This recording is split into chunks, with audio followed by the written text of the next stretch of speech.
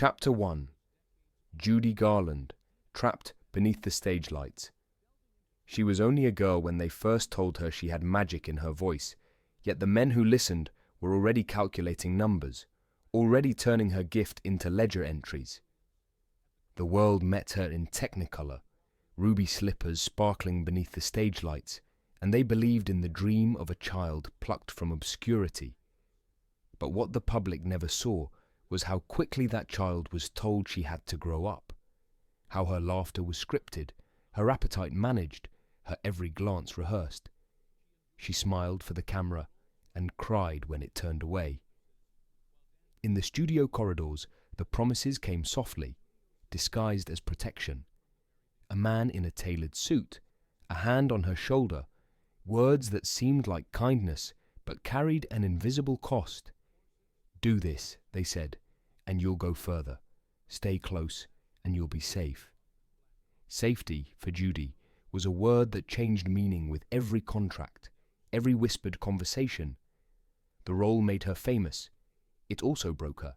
She was Dorothy to the world, innocence preserved in a single song, but behind the costume she was bargaining for dignity in a place where power moved in shadows. They clapped when she entered the room, but no one noticed when she left. The applause never followed her home, where silence and loneliness weighed heavier than sequins ever could.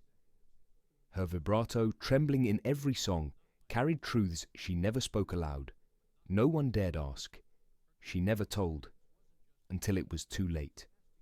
The child star became a woman, but one fashioned by hands that cared little for the woman herself. Her name stayed on posters, but not on the lips of those she loved. And so, under the glow of the stage lights that first promised escape, Judy Garland remained trapped, her brilliance dimmed by those who mistook her for property. The audience believed the kiss, but he'd already fallen out of love. And yet, somewhere between the notes she sang and the silence she endured, her story lingers, a reminder that even the brightest light can leave the darkest shadow. The curtain closes gently now, but another tale waits just beyond the velvet drape. Chapter 2. Marilyn Monroe, The Price of Stardust. She was a dream sculpted out of light, a woman who seemed too radiant to belong to the same dim world as the rest of us. Marilyn Monroe appeared to audiences as an eternal flame, platinum hair curled like spun silk, lips painted in a perfect red bow, a smile so dazzling it seemed to lift the entire room. But what the camera framed so lovingly was only the surface of her survival. Behind every photograph was a negotiation. Behind every shimmering gown was a promise made in the dark. She smiled for the camera and cried when it turned away. Hollywood had always spoken in code, its language written in glances across smoky hotel bars, whispered offers carried on cigarette smoke, roles bartered in exchange for surrender. Marilyn understood it better than anyone. Her vulnerability was her currency, her laughter a bargaining chip. They clapped when she entered the room, but no one noticed when she left. The men in tuxedos, directors, producers, men twice her age, wore charm on their sleeves and gilt on their collars. He wore tuxedos on screen. In real life, he wore gilt. And she, still so young, believed each time that maybe this one would keep his promise. But tenderness never came. What she found instead were contracts, screen tests, and another carefully placed role. The role made her famous. It also broke her. Her name stayed on posters, but not on the lips of those she loved.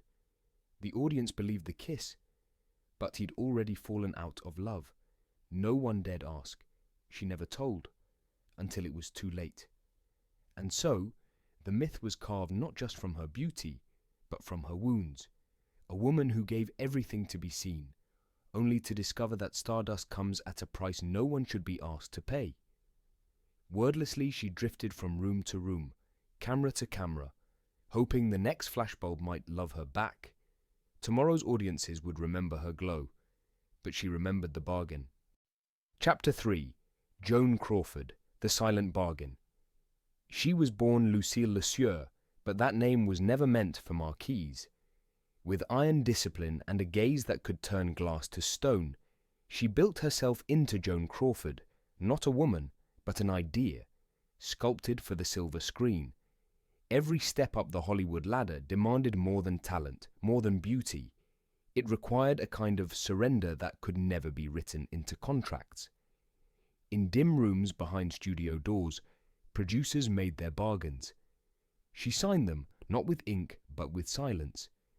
To the public she was a queen of elegance, gliding in satin gowns, steel-eyed and unshakable. But every practiced movement carried the memory of compromise.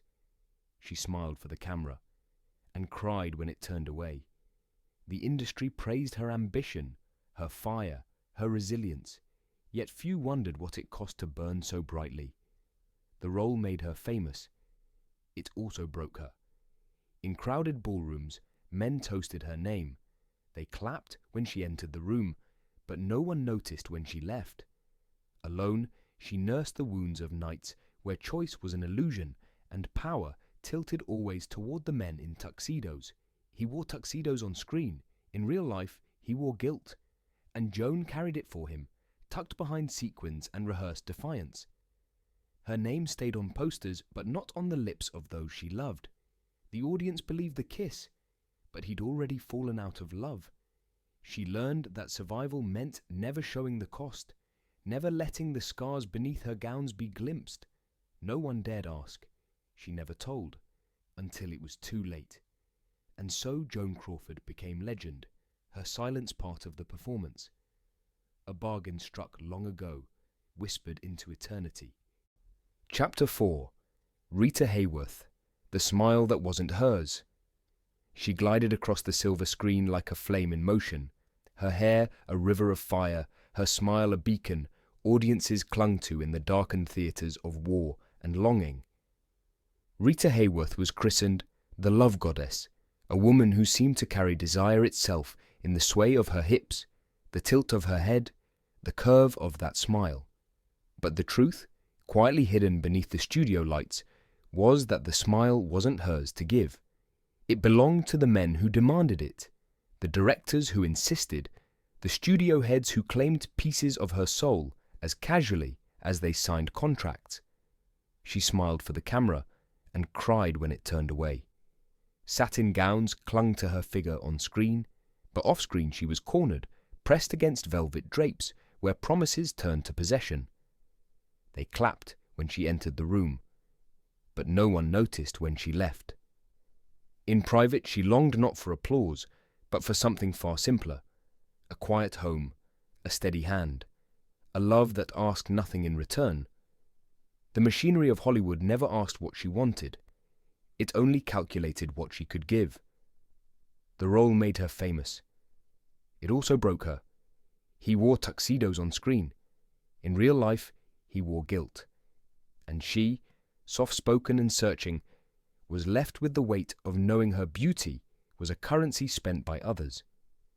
Her name stayed on posters, but not on the lips of those she loved. The audience believed the kiss. But he'd already fallen out of love. No one dared ask. She never told, until it was too late.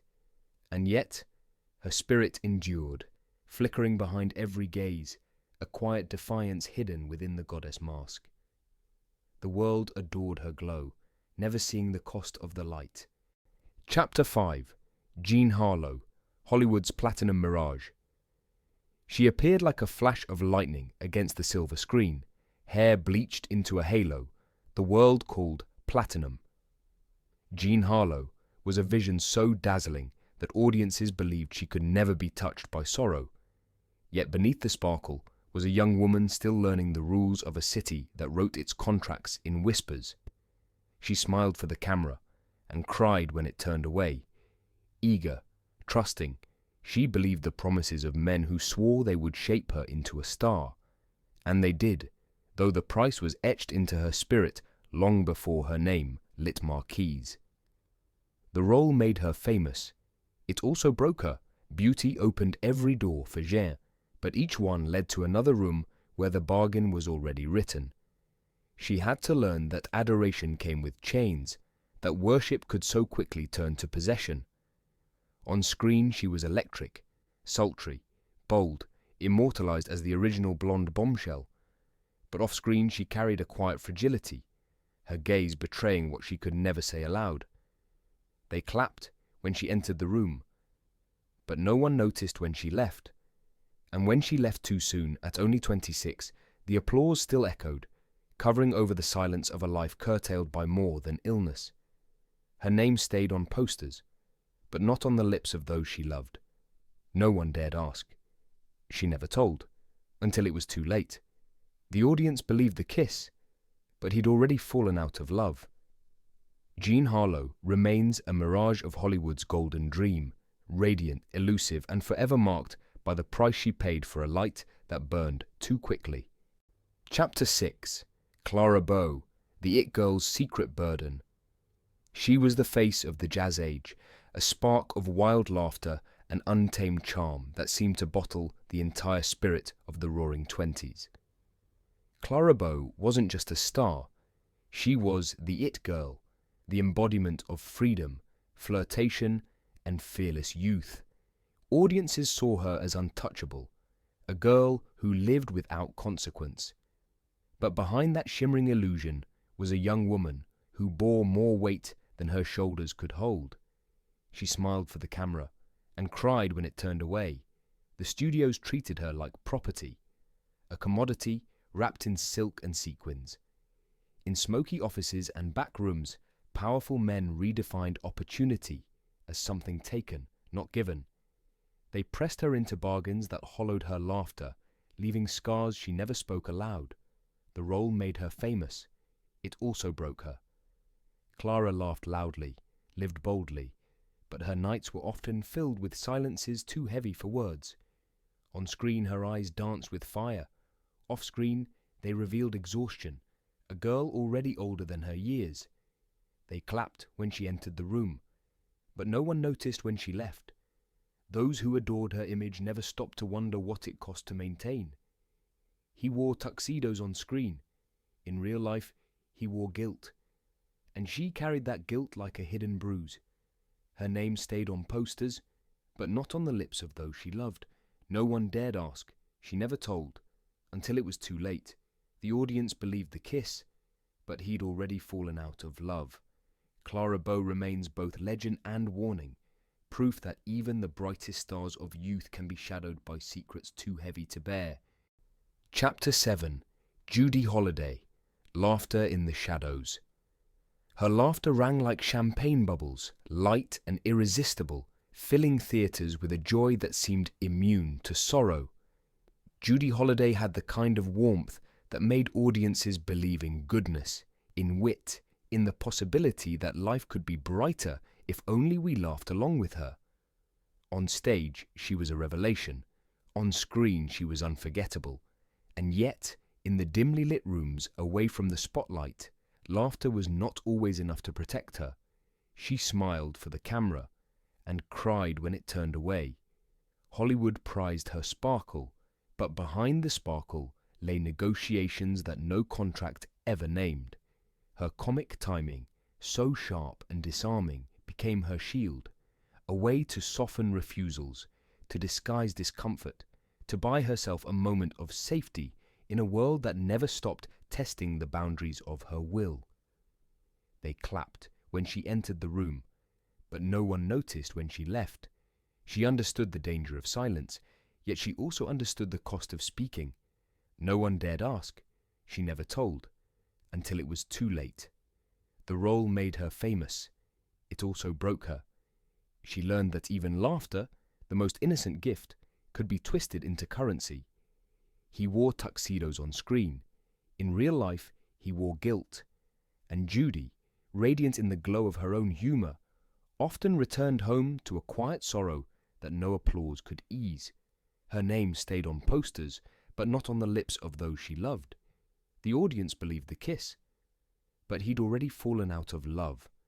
Still, Judy's spirit lingered in the shadows between punchlines, a reminder that even the brightest laughter can hide the deepest ache, and that sometimes comedy is born not from joy, but from survival.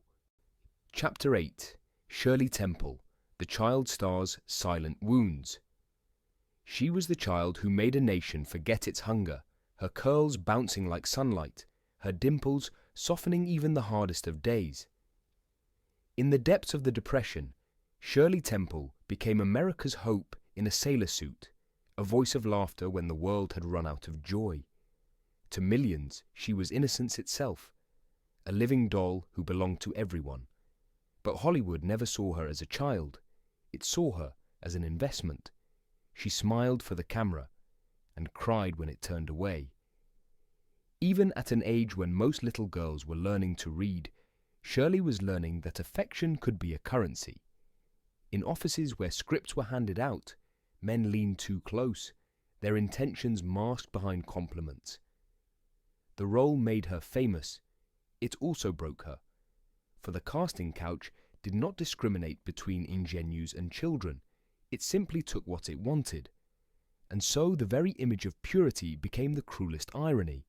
Innocence turned into a bargaining chip. On screen, she danced with soldiers and sang of brighter tomorrows. Off-screen, she was navigating shadows no child should ever have known. They clapped when she entered the room, but no one noticed when she left. He wore tuxedos on screen.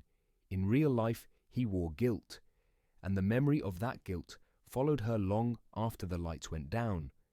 Her name stayed on posters, but not on the lips of those she loved. No one dared ask. She never told, until it was too late. The audience believed the kiss, but he'd already fallen out of love. Shirley Temple's story endures as both miracle and warning, a reminder that even the brightest child star can carry wounds too deep for childhood to heal. Chapter 9. Veronica Lake, the hair that hid her eyes. Her hair fell like a curtain of gold, one eye concealed in a sweep of mystery that became her signature. Veronica Lake, with her peekaboo locks and smouldering presence, defined the glamour of the 1940s. To audiences, she was untouchable, the woman who turned shadows into a lure, the one whose gaze could melt the distance between screen and seat. But what the world adored as mystery was, for her, often a shield. Behind that veil of hair, she could hide the sorrow of choices that were never choices at all. She smiled for the camera and cried when it turned away. Hollywood praised her allure, but it was the kind of praise that came wrapped in demands. Directors leaned in close, producers whispered offers that sounded like destiny, but felt like debt. They clapped when she entered the room, but no one noticed when she left. Her image was immortalized, yet the woman herself was left to wander through a maze of obligations she had never truly agreed to. The role made her famous. It also broke her.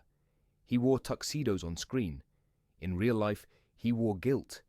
And she, luminous and weary, learned to carry her loneliness as if it were another piece of costume jewelry, something glittering to distract from the ache.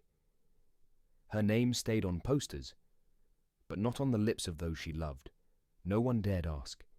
She never told, until it was too late. The audience believed the kiss, but he'd already fallen out of love. And still she endured, a woman who saw too much, even as she was told to reveal only what the camera demanded. Beneath that famous curtain of hair, her hidden eye held not just allure, but the quiet truth of survival. Now, Chapter 10. Frances Farmer, a star broken by shadows. She arrived in Hollywood not to bend, but to blaze. Frances Farmer was brilliant, magnetic, and unafraid to speak with a sharpness that unsettled men who preferred their stars pliant. She refused to play the game as it was written, refused to barter her dignity for promises whispered behind locked doors. For that defiance, she was marked. She smiled for the camera and cried when it turned away. The industry, quick to crown its darlings, was just as quick to punish rebellion. Rumors were spread, roles withdrawn, doors quietly shut.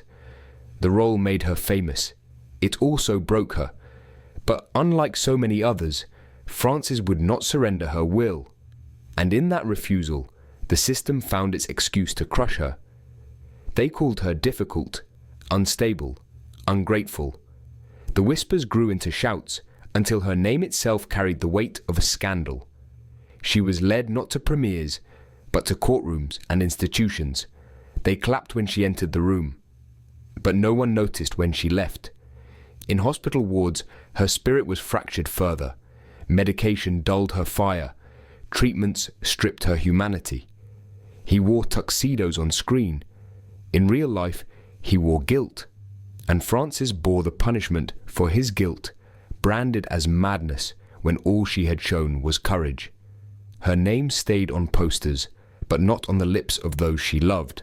No one dared ask. She never told. Until it was too late. The audience believed the kiss, but he'd already fallen out of love. Frances Farmer's story endures as both caution and elegy, proof that in Hollywood, survival often demanded silence, and those who resisted were made into shadows of the legends they might have been. Outro chapter. It was never in the contracts, never written on the call sheets, never spoken aloud on the gilded sound stages where light poured down like liquid gold. And yet, it was there. The casting couch, an uncredited role in the story of Hollywood's golden age.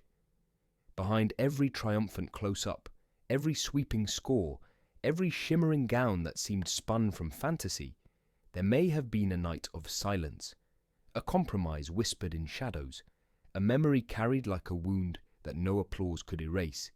She smiled for the camera and cried when it turned away. For Judy Garland, it was the theft of a youth, childhood bartered before it had fully bloomed. For Marilyn Monroe, it was the barter of vulnerability, her tenderness exchanged for opportunities that never loved her back. For Frances Farmer, it was the punishment of resistance, the unbearable cost of saying no in a world that did not tolerate refusal. They clapped when she entered the room, but no one noticed when she left. The role made her famous. It also broke her. Each story is singular, each wound unique. Yet together, they weave a portrait of an industry that asked far too much from its brightest lights. He wore tuxedos on screen. In real life, he wore guilt. No one dared ask. They never told, until it was too late. And still, even as the shadows lengthened, these women left behind something indestructible. Their films endure. Their voices echo. Their images, framed in celluloid, remain untouched by the cruelties that tried to diminish them. Her name stayed on posters, but not on the lips of those she loved. The audience believed the kiss, but he'd already fallen out of love. And yet the true triumph is not only in their survival, but in their artistry, to turn pain into performance, sorrow into song, fragility into legend. That is a power greater than the men who once presumed to own them. These women, and the many unnamed who shared their fate, did not vanish into silence.